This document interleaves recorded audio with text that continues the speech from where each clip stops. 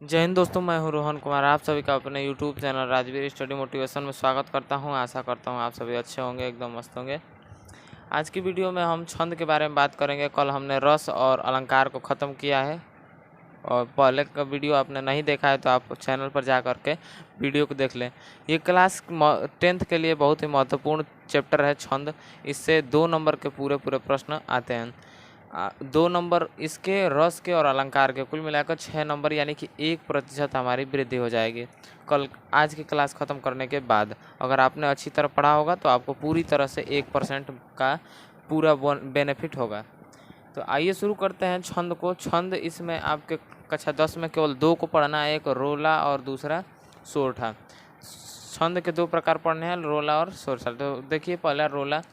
रोला में 4 पंक्तियाँ व 8 चरण होते हैं। यानी रोला जो होता है 4 पंक्तियों का आता है। वो पंक्तियाँ दो पार्ट में डिवाइड होते हैं, यानी कि 8 चरण होते हैं। प्रत्येक चरण में 11 और 13 मात्राएं होती हैं, यानी पहले में 11 और दूसरे में 13 के बाद विराम आता है और 13 के बाद विराम चिन्ह आता है। विराम चिन्ह आप जानते होंगे, इसे विराम चिन्ह कहते हैं, आता है। कुल मिलाकर 24 मात्राएं होती हैं। यह एक सममात्रिक छंद है, यानी कि 13 और 11 मिलके 24 मात्राएं। एक मतलब कि उसमें क्या कहते हैं, वाक्य में 24 मात्राएं।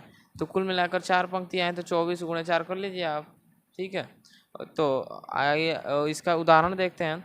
देखिए, इससे बोर्ड परीक्षा में इस तरह क्वेश्चन पूछता है, या तो रोला या तो सोरठा। मेरा सजेशन रहेगा कि आप केवल एक ही याद करें, वो भी सोरठा को। तो सोरठा अभी बता रहे हैं, रोला को देख लीजिए। ये जानना जरूरी था इसलिए हमने बता दिया, लेकिन सोरठा बहुत आसान होता है, उसको याद कर लेंगे। आपको उदाहरण, लेकिन ये इससे ज़्यादा परिभाषा ज़्यादा महत्वपूर्ण है, आपको उदाहरण याद करना। उदाहरण आप लिख देते हैं तो उदाहरण से प्रभावित होकर जो आपका परीक्षक है वो नंबर दे देगा। किंतु अगर आपने परिभाषा नहीं भी लिखी, उदाहरण केवल लिखा, तो उससे नंबर मिलने के चांसेस हैं बहुत ज़्यादा। लेकिन इससे परिभाषा केवल लिख छोड़ देने से, आपको बिना उदाहरण लिखने से आपको नंबर पूरे नहीं मिलेंगे। तो आइए देखते हैं रोला के उदाहरण को। तो आइए देखते हैं, ये देखिए रोले के उदाहरण को। जीती जीती हुई जिन्होंने भारत बाजी, निज बल से बल भेंट विधर्मी मुगल कुराजी, जिनके आगे ठहर सके न जंगी न जहाजी, ये वही प्रसिद्ध छत्रपति भूप शिवाजी। बहुत ही जोश भर देने वाली एक पंक्तियाँ, जो कि वीर शिवाजी, महान शिवाजी के बारे में बताया गया है कि जीती जीती हुई जिन्होंने भारत बाजी, निज बल से बल भेंट विधर्मी मुगल कुराजी, जिनके आगे ठहर सके जंगी न जहाजी, हैं ये वही वीर प्रसिद्ध छत्रपति भूप शिवाजी। अब कुछ लोग आपको या फिर आपके टीचर बताएंगे कि इसके आगे नीचे मात्राएं लगा करके आपको दिखाना है। मात्राएं नहीं लगाएंगे तो आपको बोर्ड पेपर में नंबर नहीं मिलेगा। तो ऐसी कोई बात नहीं है। मैंने बोर्ड पेपर दिया था, मेरे 95+ आए हैं। मैंने कोई भी इस तरह का मात्राएं नहीं लगाई थी। केवल उदाहरण, आप उदाहरण केवल लिख देंगे तो हो जाएगा। इससे कोई मतलब नहीं है कि आपने लगाया या नहीं लगाया। उदाहरण केवल लिख देंगे, परिभाषा लिख दीजिए। परिभाषा नहीं याद है तो केवल इस तरह लिख दीजिए कि प्रत्येक चरण में 11 11 और 13 13 मात्राएं होती हैं। बस यहीं तक लिख दीजिए, या फिर 24 मात्राएं होती हैं, और उसके बाद छोड़ दीजिए, उदाहरण लिख दीजिए, आपको पूरे नंबर मिल जाएंगे।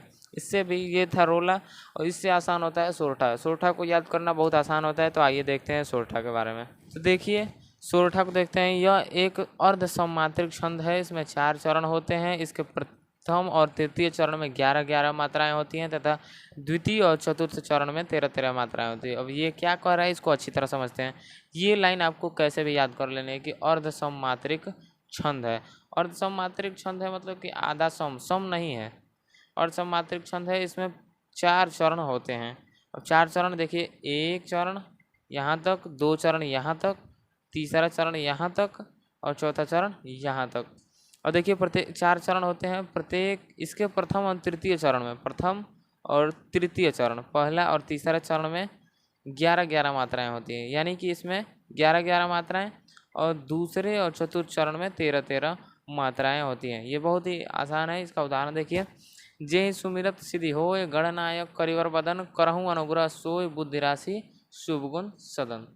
तो ये था मतलब कि सोरठा उदाहरण। फिर से एक बार उदाहरण देख लीजिए कि जे ही सुमिरत सिद्धि होय, गणनायक करियर वदन, करहूँ अनुग्रह सोय, बुद्धि राशि शुभ गुण सदन। ये बहुत ही सिंपल सा उदाहरण मैंने लिया, इससे आसान उदाहरण आपको नहीं मिलेगा।